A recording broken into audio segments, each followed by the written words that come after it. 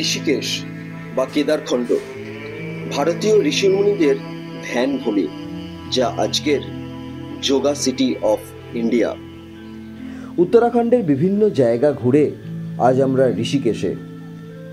এর আগের পর্বগুলোতে আমরা দেখেছি আজকে আমরা চলেছি যাত্রা পর্ব। দিল্লি, আপাতত দিল্লি থেকে আমরা তীর্থযাত্রা করব প্রয়াগের দেবপ্রয়াগ সঙ্গম এবং রঘুনাথজির মন্দির। রঘুনাথ মন্দির অসাম।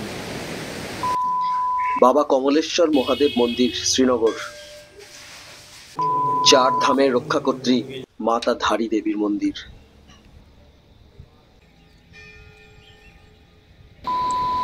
পঞ্চকেদারের শেষ কেদার বাবা কল্পেশ্বর মহাদেব।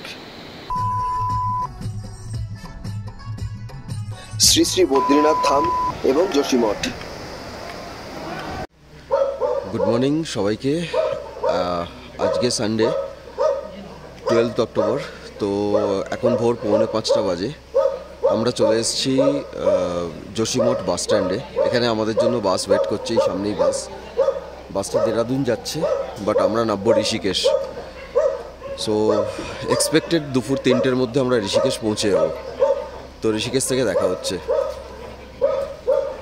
উত্তরাখণ্ডের গঙ্গা নদীর পাড়ে আর এক শহর হলো ঋষিকেশ। আমরা যদিও যোশীমঠ থেকে ঋষিকেশে এসে পৌঁছালাম, কিন্তু আপনারা কলকাতা থেকে ডাইরেক্টলিও ঋষিকেশে আসতে পারেন দুন এক্সপ্রেসে চড়ে। বেশিরভাগ মানুষ অবশ্য হরিদ্বার থেকেই ঋষিকেশে আসেন। হরিদ্বার থেকে ঋষিকেশের দূরত্ব 35 কিলোমিটার এবং বাস বা অটোতে ভাড়া লাগে 40 থেকে 60 টাকা মধ্যে জনপ্রতি। প্রাচীন কেদারখণ্ডই হল আজকের ঋষিকেশ।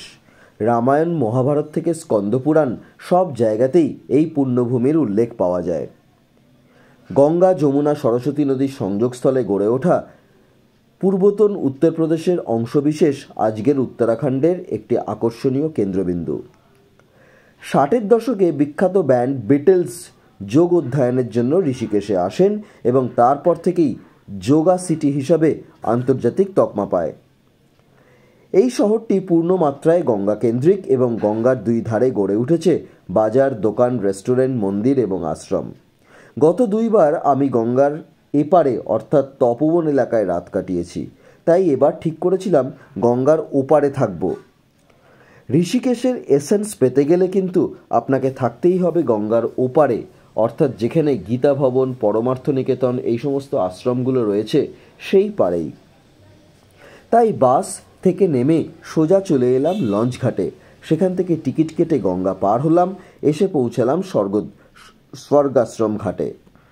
এরপর গীতা ভবন, পরমার্থ নিকেতন পার হয়ে আমরা চলে এলাম হোটেল ব্রিজবাসী প্যালেসে, একদম কালীকমলী আশ্রমের ঠিক কাছেই।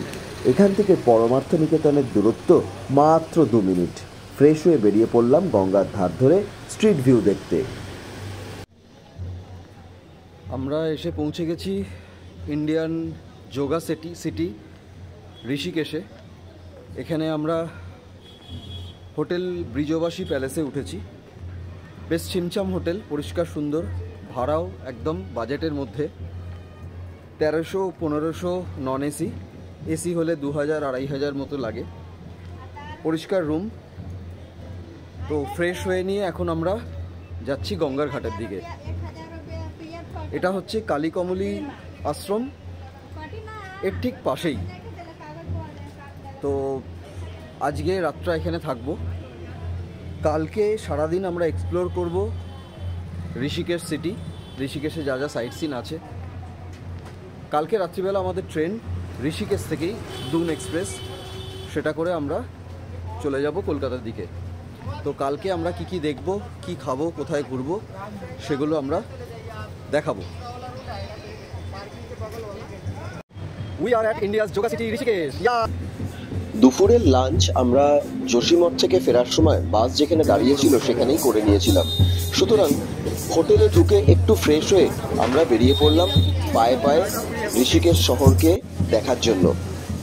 প্রসঙ্গত এখানে বলে রাখি, ঋষিকেশ শহরটি কিন্তু এই গঙ্গার এপারে যে অংশটা খুবই অল্প। গঙ্গার পার ধরে হাঁটি হাঁটি পায়ে পায়ে আপনি পুরো ঋষিকেশের দৃশ্যগুলো দেখে নিতে পারবেন।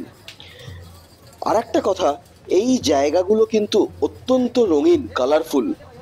এখানে প্রত্যেকটা জায়গায় এক একটা করে ইভেন্ট হয়ে চলেছে। আপনাকে দেখার চোখ থাকতে হবে, দেখে নিতে হবে। অসাধারণ এখানকার দৃশ্য। প্রত্যেকে ভক্তি ভরে নিজের নিজের করে তার ভগবানকে ডেকে চলেছেন।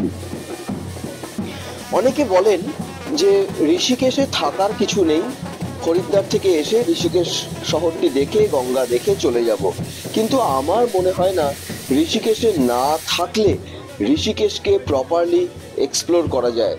সে কারণে ঋষিকেশে থাকবো সেই রকম ব্যবস্থাই আমি করে এসেছিলাম। আপনাদের দেখাচ্ছি, দেখুন ঋষিকেশের রাস্তাঘাট কিভাবে অত্যন্ত কালারফুল ভাবে চলেছে সবাই।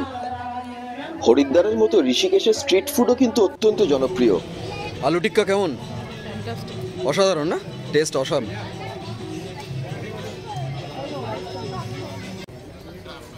আমরা এবার এগিয়ে চললাম পরমার্থ নিকেতন ঘাটের দিকে গঙ্গা আরতি দেখার জন্য।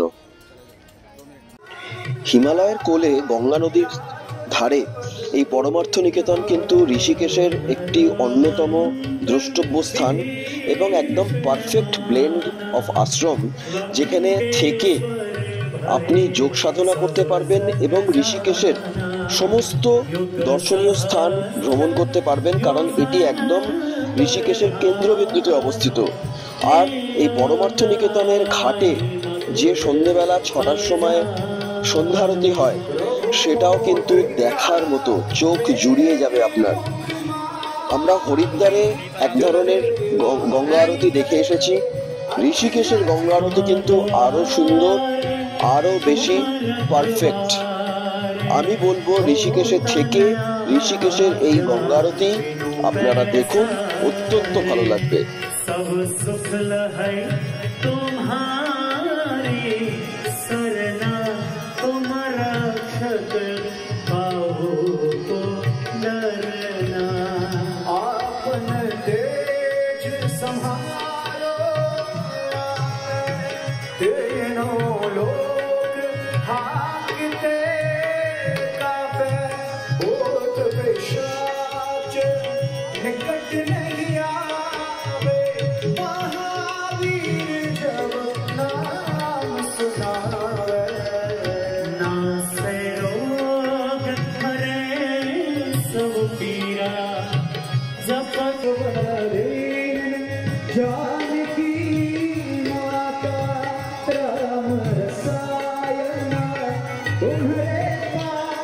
এদিকে গঙ্গার অপর পারে ত্রিবেণী ঘাটে তখন চলছে আর একটা গঙ্গা আরতি।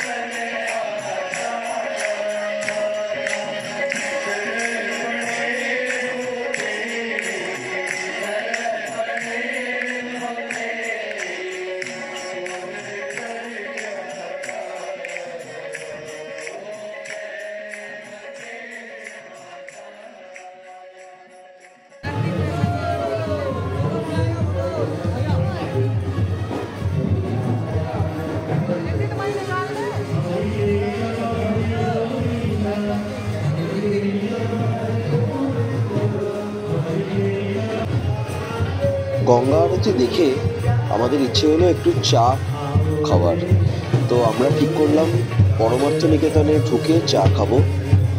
ওখানে একটি সুন্দর ক্যান্টিন আছে, বাট আমরা পরমার্থ নিকেতনের দিকে যাওয়ার পথেই দেখলাম যে ওখানে একটি রথ বেরিয়েছে। একটু আগে বলছিলাম না, এখানে সন্ধ্যেবেলা প্রত্যেক মোড়ে মোড়ে একটা ইভেন্ট হয়। এখানে জগন্নাথ, বলরাম, সুভদ্রা। যাই হোক, এরপর আমরা জাস্ট উল্টো দিকেই আমরা প্রবেশ করলাম পরমার্থ নিকেতনের গেট দিয়ে। সোজা গিয়ে ডান দিকেই এদের ক্যান্টিন, এর নাম হচ্ছে হৃদয়ম। আমরা হাঁটতে লাগলাম পরমার্থ নিকেতনের রাস্তা ধরে।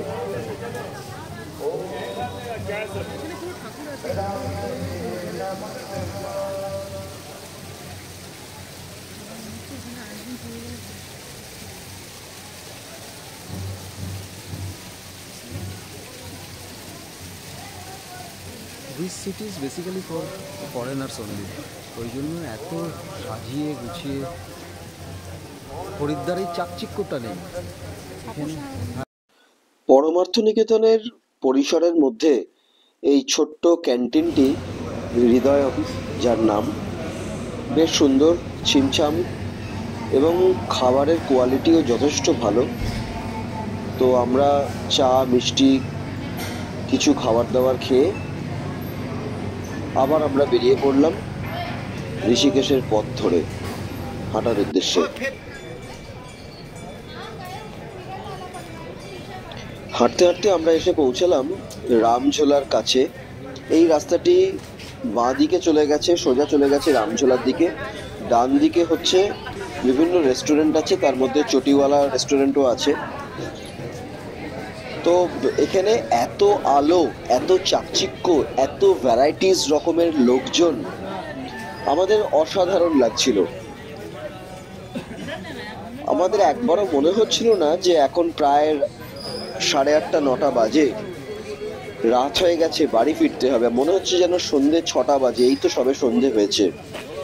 প্রচুর আলো, প্রচুর মানুষজন, গম গম করছে চারিদিক।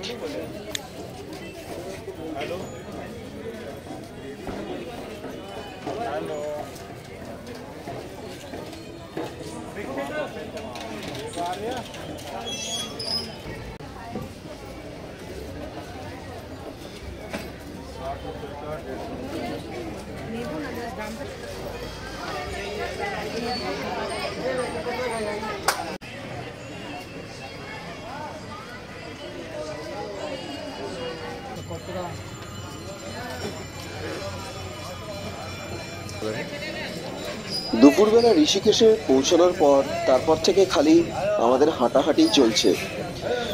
তো সন্ধ্যেবেলা খালি চা আর একটু প্যাস্ট্রি খেয়েছিলাম। তো এখন জব্বর খিদে লেগেছে, তো আমরা ঠিক করলাম যে রাত্রিবেলা আজকে চটিওয়ালা রেস্টুরেন্টে খাবো। ঋষিকেশে এলাম আর চটিওয়ালাতে রেস্টুরেন্টে খাবো না, সেটা তো হতে পারে না।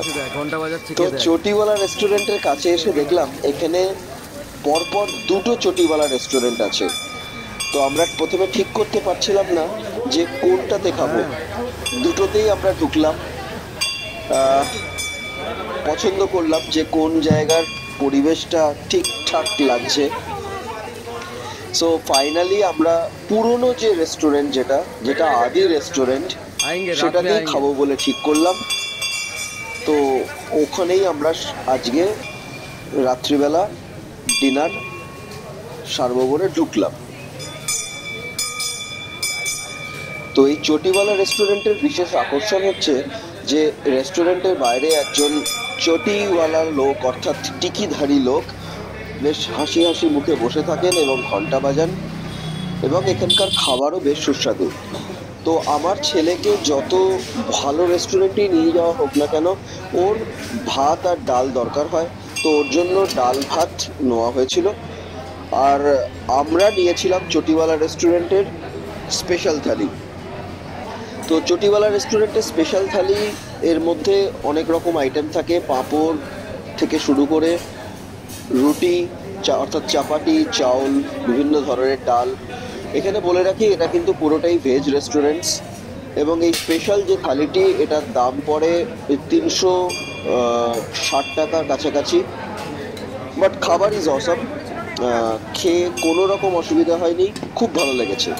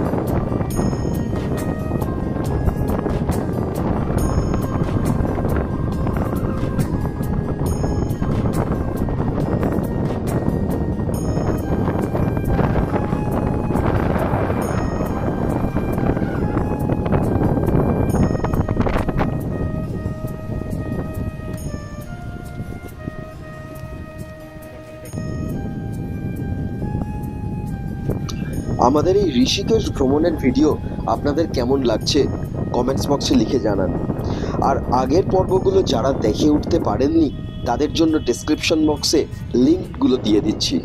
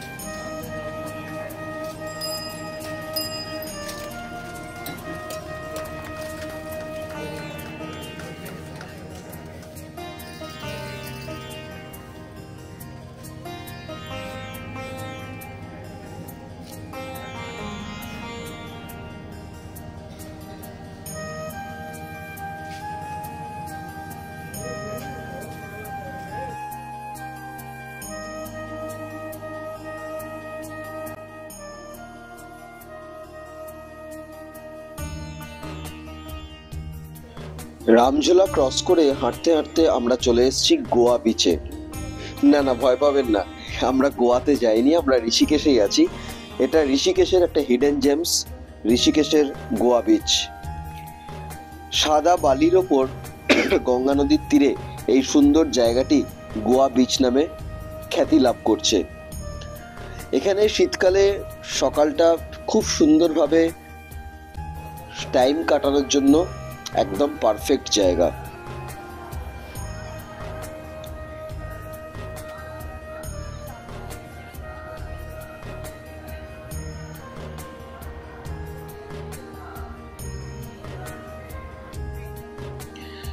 ওই দেখুন বাঁদিকে হচ্ছে রামঝোলা। সো আমরা গঙ্গার এপারেই আছি, কিন্তু আমরা রামঝোলা ক্রস করিনি। আমরা রামঝোলা থেকে আরো সোজা চলে এসেছি। রামঝোলা উঠে ঝোলায় না উঠে আমরা ডান দিক ধরে সোজা চলে এসেছি। বেশ কিছুটা আসার পরেই আমরা পেয়ে যাব এই গোয়া বিচ। বোঝা যায় না, প্রথমবার এসে বুঝতে হয় কোথায় কি আছে।